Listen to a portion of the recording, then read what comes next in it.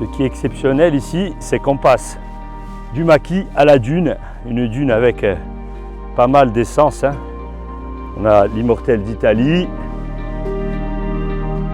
le panico, le chardon du littoral, qui avec toutes les autres espèces vont participer à fixer cette dune, parce qu'on est dans un endroit où l'accès est limité, ce qui va favoriser en fait la repousse de toutes ces plantes et maintenir la dune.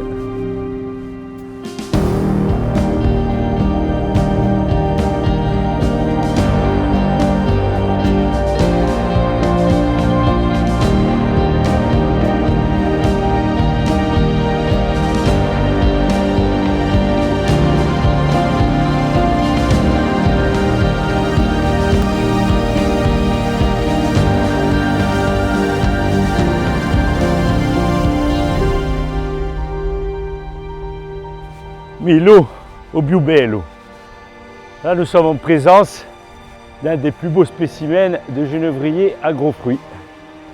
Et c'est grâce à ces arbres qui vont plonger les racines dans le sable que la dune va être conservée et maintenue.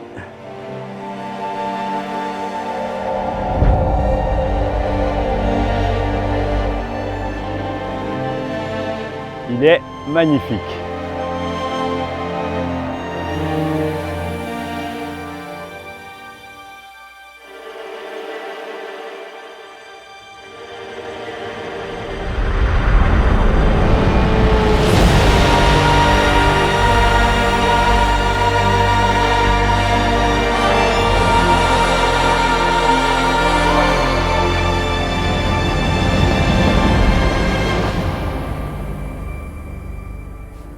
Et ici, on a la chance de pouvoir marcher à plat dans le maquis et ensuite faire quelques petites ascensions pour arriver sur ce promontoire et voir cet édifice qui fait partie de notre patrimoine culturel, la tour génoise de Rocapine, une des dernières tours à avoir été construite sur le littoral corse.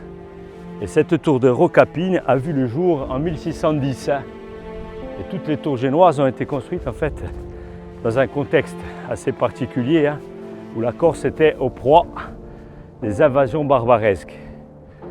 Et bien sûr, elle a été édifiée sur ce promontoire afin de signaler tout danger. Et là, elle domine l'extrême sud et elle domine le domaine de Murtoli.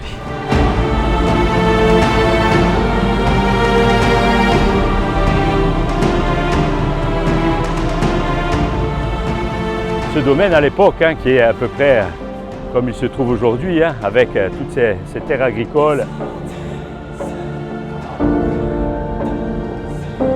ces champs cultivés en céréales, avec du pastoralisme, des brebis, des chèvres un petit peu partout.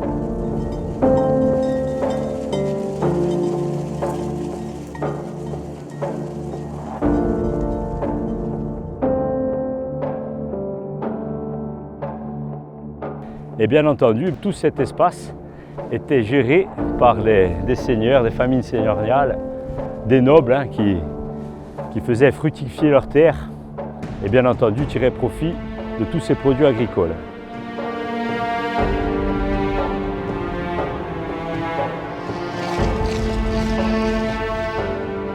Et ce qu'il y a aussi d'exceptionnel, c'est qu'ici, avant cette tour, il y en avait une autre, dans un endroit qu'on n'imagine même pas. Il y avait une tour dont on voit les ruines et qui avait été construite sur la tête du lion de Rocapine. Elle a une différence d'à peu près 450 ans. Elle a été construite par les seigneurs pisans qui géraient un petit peu la Corse quelques siècles auparavant. C'est quand même incroyable.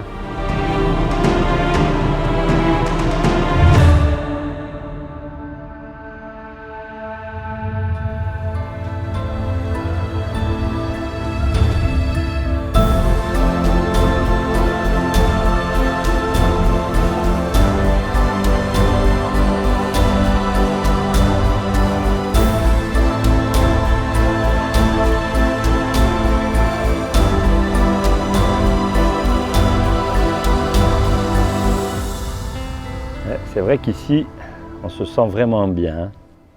On est dans un lieu de quiétude, de tout repos, et parfois aussi, ce lieu peut être confronté aux aléas climatiques avec des vents violents qui pénètrent à travers les cahots rocheux. C'est vrai que le domaine de Mourtely, on dit toujours que ce sont ces demeures, ces bergeries construites dans l'art de la pierre.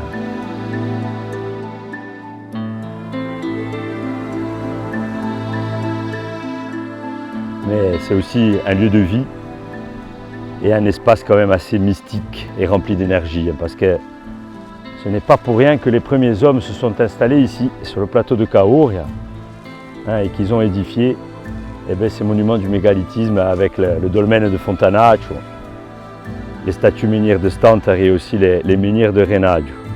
Parce que les premiers hommes, eux, ils étaient vraiment connectés à cette terre. Ils savaient capter l'énergie de cette belle nature. Et puis ils se sont implantés ici avec leur famille, ont cultivé la terre et ont vécu heureux. Parce qu'ici, dans ce territoire, on ne fait qu'un avec la nature.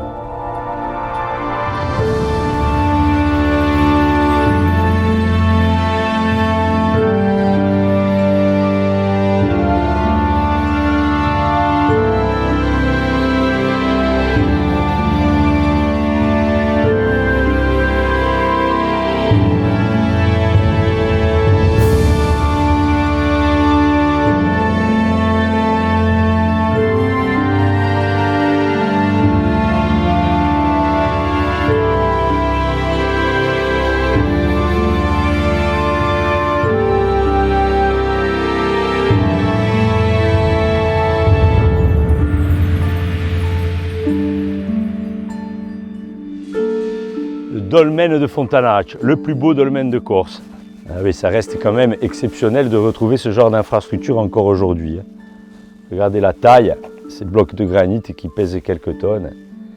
Mais le dolmen n'est autre que l'ossature en fait d'un ancien monument du mégalithisme.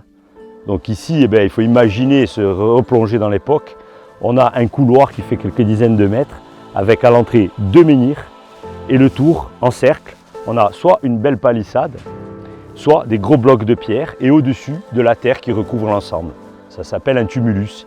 Et là, vous pénétrez à l'intérieur du couloir et vous allez directement à l'intérieur de la chambre. Ah, c'est vraiment exceptionnel. À cet endroit, on ressent vraiment l'énergie de la pierre.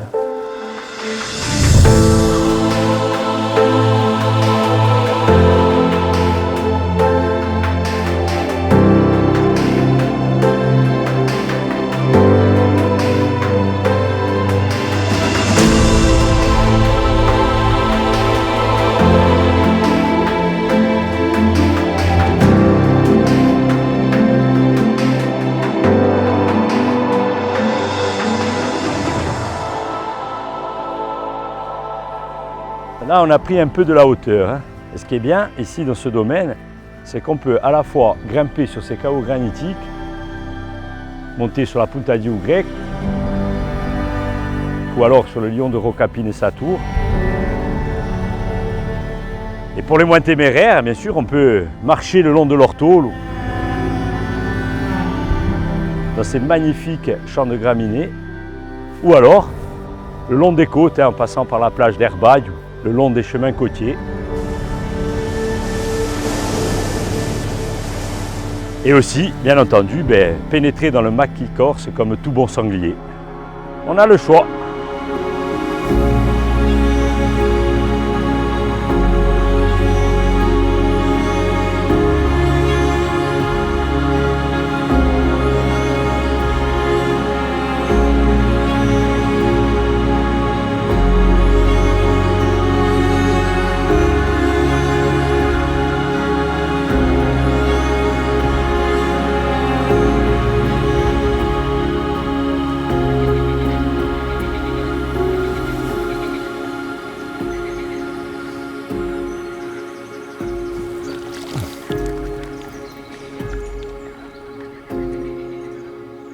C'est remarquable, on passe à une centaine de mètres du maquis à la montagne, de la montagne au marais et du marais à la rivière. L'Ortolo, le grand jardin.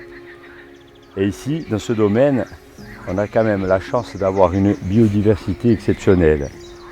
On entend les grenouilles, on doit avoir pas mal de tortues cistudes, des libellules partout, des canards, parce que ici, dans la vallée de l'Ortolo, on a à peu près 150 espèces d'oiseaux présentes. Ce territoire s'est façonné par les hommes. Ce sont eux en fait, qui ont permis de maintenir un tel espace aussi riche en biodiversité par l'agriculture, en créant des milieux ouverts. Et ces milieux ouverts accueillent des espèces différentes. C'est magnifique. Une mosaïque d'habitats biologiques.